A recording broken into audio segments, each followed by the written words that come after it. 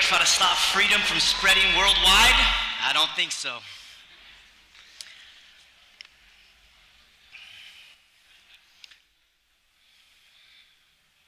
How many of you want children to be happy? Oh, come on, I said, how many want children to be happy? And how many of you want children to reach their fullest potential? And how many of you want both? We are going to have a great time. I'm so excited to be here with all you freedom-loving people from around the globe. No place I'd rather be than right here with you. My name is David James Rodriguez. The talk is Make State Schools Obsolete. And I heard the quote twice already by Buckminster Fuller. You never change reality by fighting against it. You have to create a new model that makes the old model what?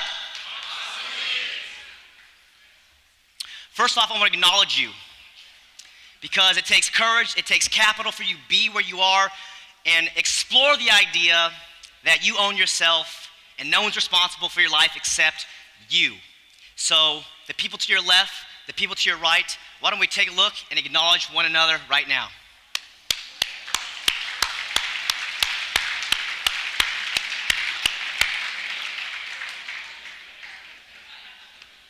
Since we're going to spend a few minutes together, you may want to know a little bit about myself. Is it okay if I tell you a little bit about myself? I sold my first business at age 26. I've helped thousands of people learn about respectful learning through my Education Options Expo and YouTube channel, Education Options TV.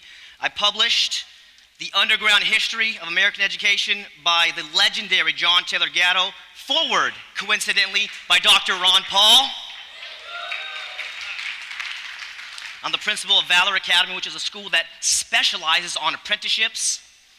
I'm a homeschool coach for parents at homeschoolleader.com, and I'm co-creator of the Gatto Project, which strives to get students out of public schools. It hasn't officially launched, but it's going to. The acronym is Get All the Thinkers Out, and then in quotes, forced learning environments.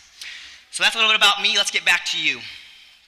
By the end of this talk, you will have learned 5 models of education that make state schooling obsolete. You're going to learn a little bit about what's wrong with schools today and what to do about it. And 3 curriculums that make forced curriculum obsolete and that can be used in any situation. And a secret to get your kid into almost any college. Is this something you're interested in?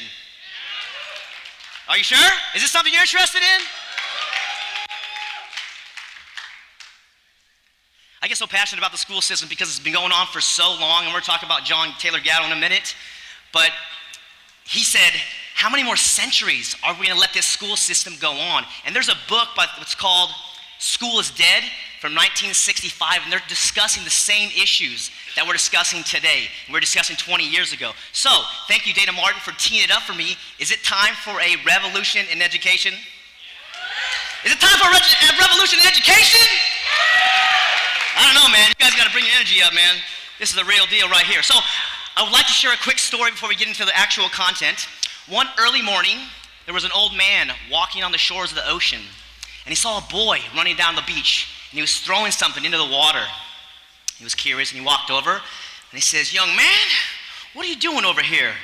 And the boy says, last night, the tide went down. And so there's all these starfish all over the ocean. So if we don't throw these starfish back in the ocean, they're all gonna die. And the old man's a little bit jaded. He's like, with all these starfish here, how can you even make a difference? And the kid reaches down, picks up a starfish and throws it as far as he can in the ocean. And he says, I just made a difference for that one. By loving humans, we may not be able to change the school system overnight, but maybe it's your child, maybe it's someone you know who needs to hear these education options, because forcing kids in buildings for 12 years is immoral, unethical, and it has to stop by these ideas being shared here. So consider that. The essential question is, what is an education? I've asked this to a lot of people. I'm not going to ask you because I have the microphone, and so I'm going to share it with you, but it's your own definition. Is it a grade point average? Is it a SAT score? How do you know if your child is educated or not? These are important questions. I'd like to give you my definition, and if you don't like it, you can make your own, because it is quite personal, dealing with your mind. An education is the process of learning to use your mind to do something to accomplish goals you set for yourself. Under this definition, the emphasis is on action. And to be intelligent, in my opinion, is to do things which move you closer to what you want. So what do you want? What does your child want? You've heard the cliche that knowledge is power. I consider that to be false. Power, in my opinion, is making a decision, taking action, and creating a result. For me, I believe an education is about building skills, knowledge, and character. An education is about taking responsibility for your life. An education is about identifying, pursuing your mission in this lifetime. This involves learning new things and taking action. So my first recommendation is to define education on your own terms. This is your life. This is your mind. This is the mind of your child. This is their life. How precious is that? So what's going on in our schools? If you haven't done much of the research, take a look at John Taylor Gatto. He was the state teacher of the year twice, taught in schools for 30 years. And the book that I published about the history of the school system, it's actually a republication. It was out of print for 15 years.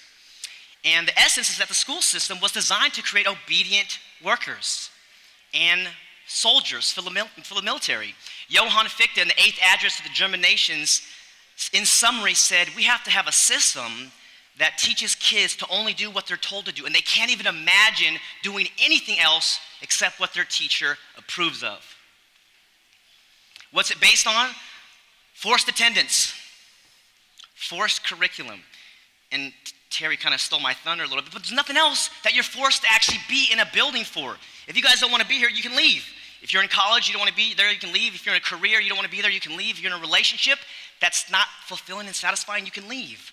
But our kids are forced to be in buildings for 9 or 10 months out of the year for 12 years, from age 6 until age 18. Very problematic. And then I'm from California. They got a bill that forcibly vaccinates kids. And I'm friends with one of the whistleblowers from Merck, pharmaceutical sales rep. And she said, that's just a drop in the bucket. They want to force vaccines on kids, on adults, on elderly people. They want to force it on everyone. So it's time to draw a line in terms of schooling and freedom in general.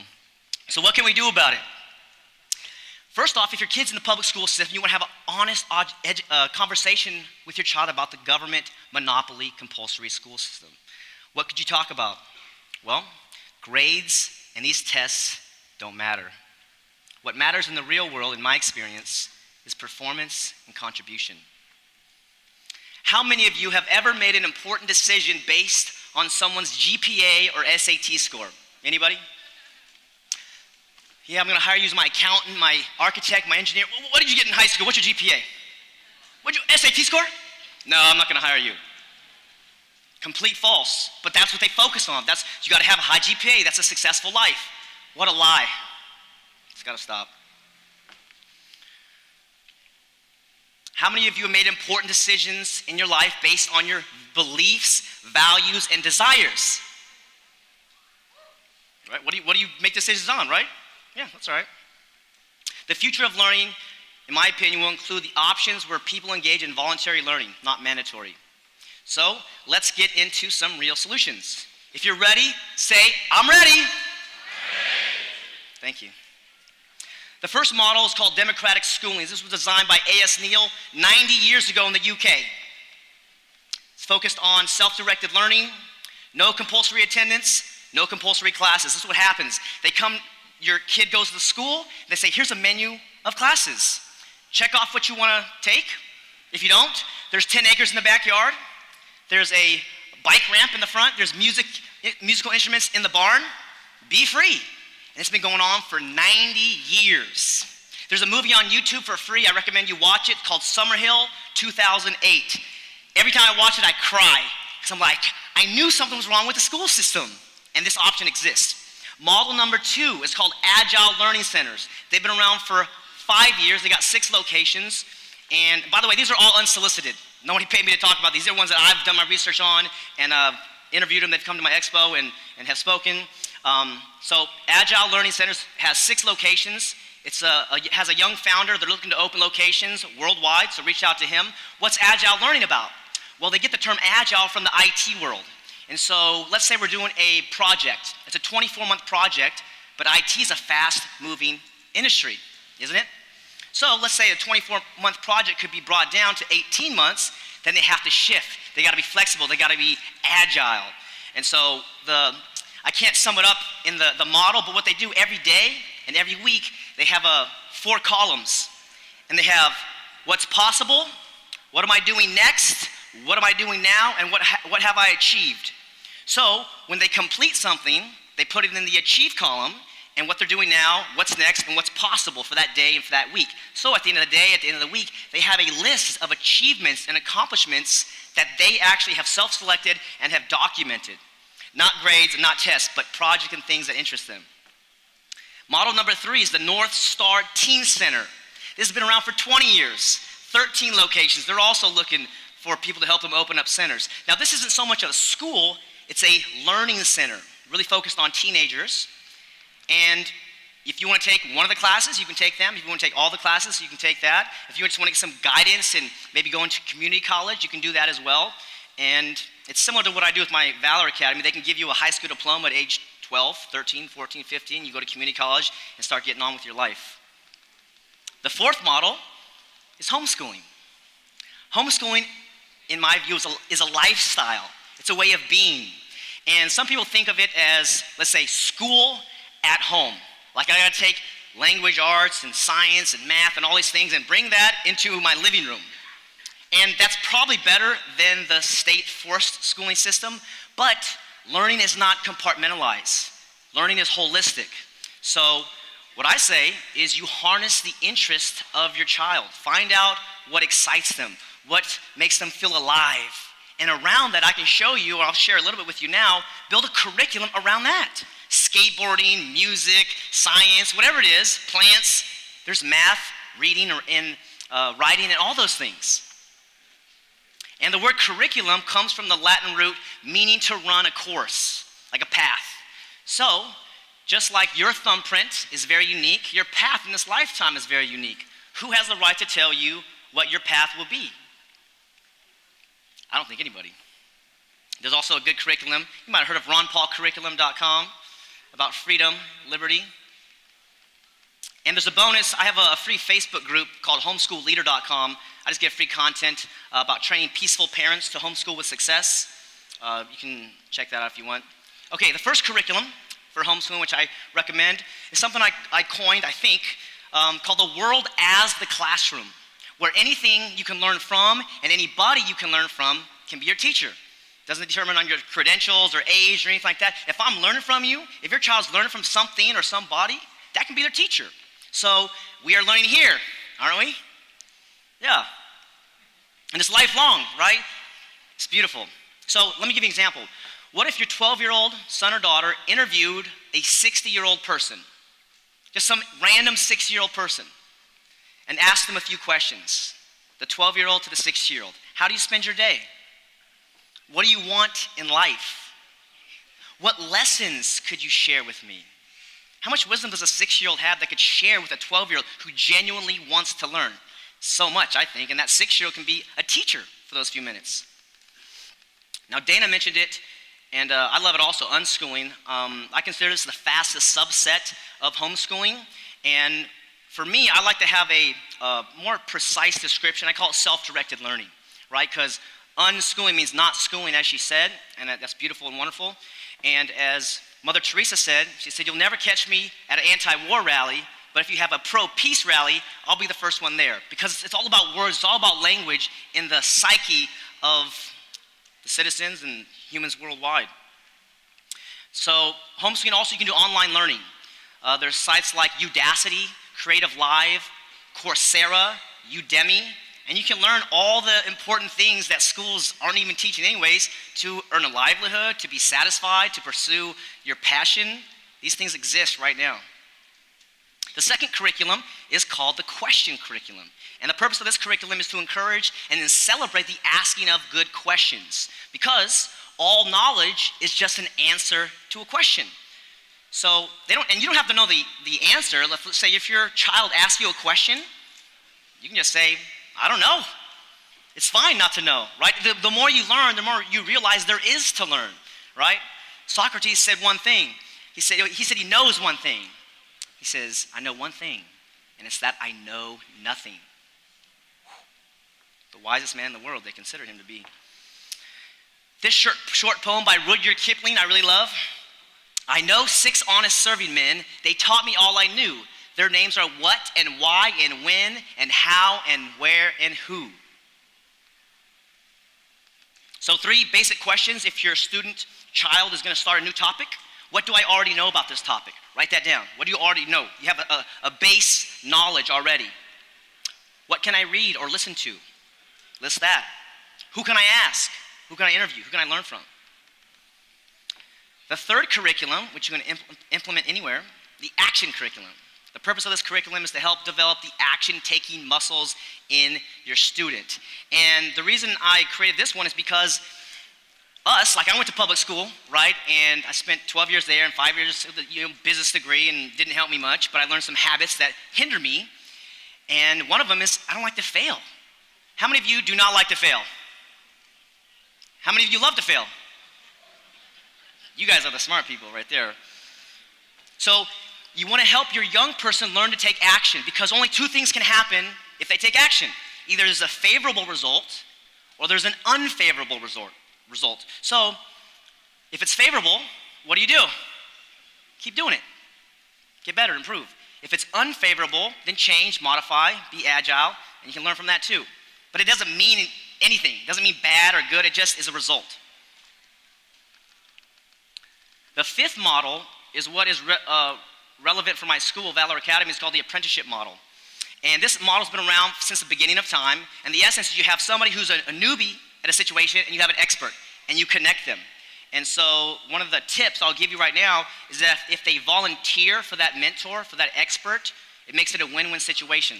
The mentor gets a volunteer, and the young person gets a teacher relevant in the world, in the industry, something that they actually want to learn. And back in the old days, an apprenticeship would either take like a 6 or 7 year commitment, and sometimes you'd have to pay money. If let's say I'm a blacksmith or a carpenter or something like that, and this person wants to apprentice under me, I say, well, I'm not going to teach you everything if you're just going to bounce, if it gets too difficult. Like, I need a commitment, I need a contract. And so these apprenticeships, I think, are going to come back, and I think they're the future, really, because the schools are just so far behind. They cannot keep up with the technology and with YouTube and all these things and all the inspirational people here. My gosh, I'm so excited about the future and the present moment. So schools are harming kids and families. The proven solutions are self-directed learning and personal responsibility.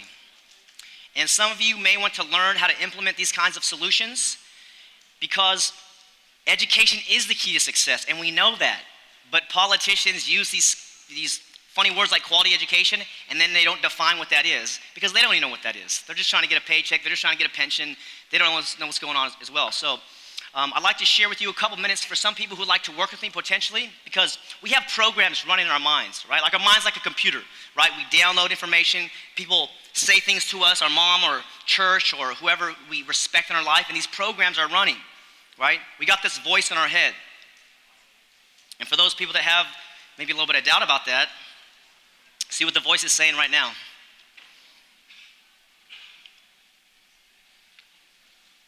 That's the voice right there.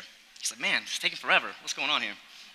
So that's the program. So you can actually, that's your subconscious mind, and it directs, they say, up to 95, 99% of the actions that we take.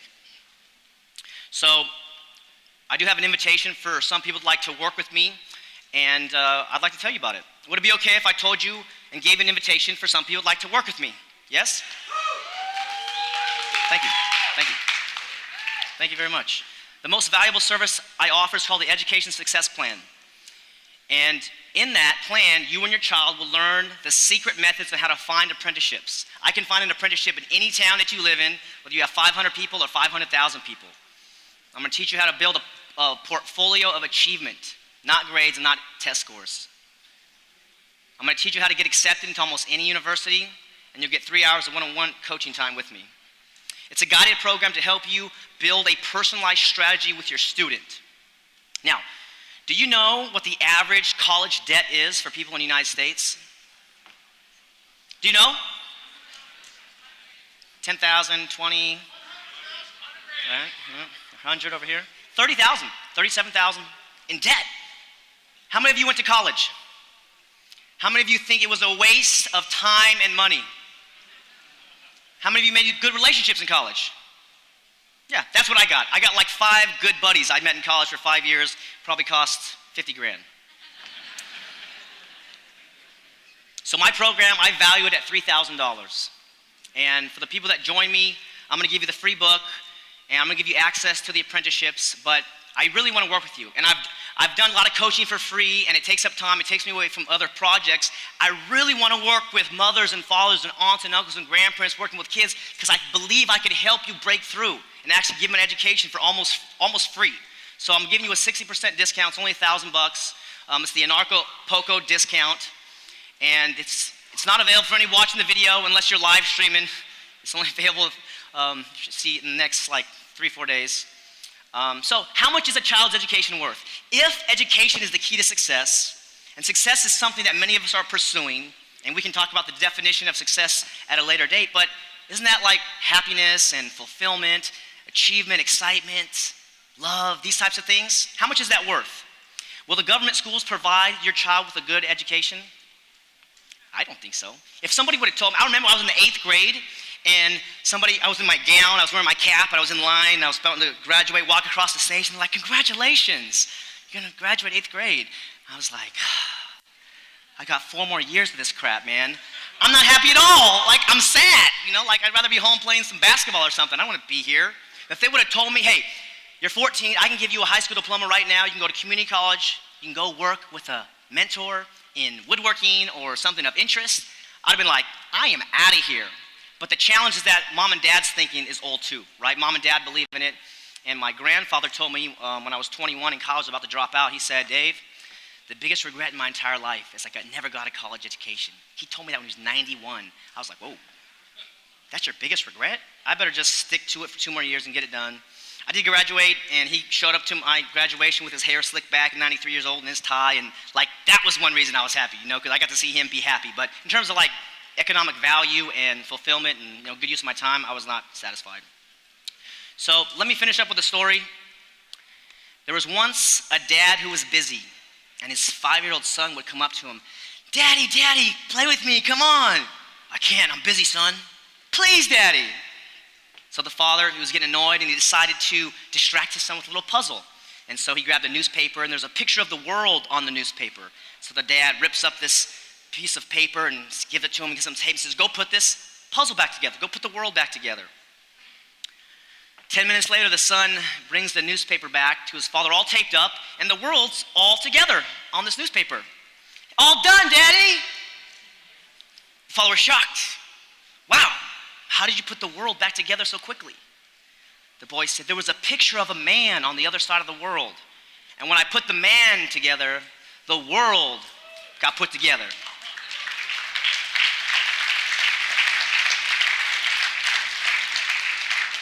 Isn't that a rad story? I love that one. In the same way as we put ourselves back together, right? That's the game in my experience, right? We understand it's not the state, these politicians, nobody's gonna come save the day. There's a lot of people talking about, I like Derek Brose's self-assessment summary. Holy cow, man, that's great. We gotta look inside. How are we treating people? Where are we putting our time, energy, and money? And what are we doing with our kids? And once I discovered the work of John Taylor Gatto, I said, my kids are never going to government school. I don't care what it takes. And so I looked into it, found some of these guys, and so my dream is to build these schools, franchise them or affiliate them, take them worldwide. And the philosophy is that the world is the classroom, and anything you can learn from, or anybody you can learn from, is your teacher. No compulsion, no mandatory anything, just humanity communicating. And I think that's about all the time I have today. How am I doing on time? I'll keep going until they stop me. Oh, there he is. Ladies and gentlemen, I thank you for your time. I do have these books available. Come and reach me. Thanks so much. Freedom worldwide!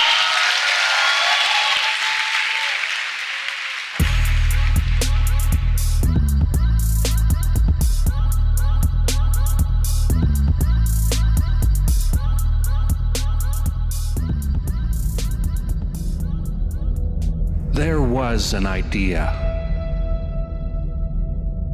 to bring together a group of remarkable people. To see if we could become something more. So when they needed us, we could fight the battles that they never could.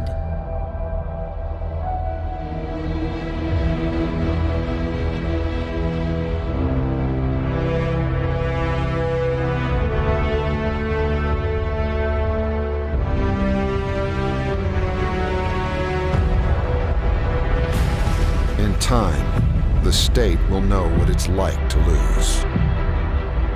To feel so desperately that it's right, yet to fail all the same.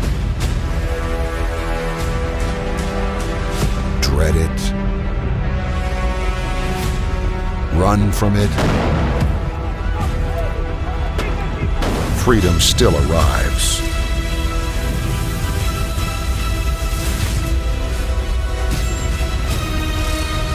Vacate the state.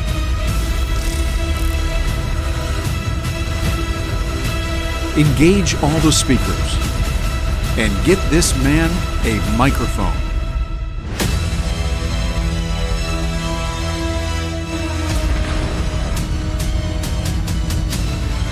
Fun isn't something that one considers when eradicating tyranny. But this does put a smile on my face.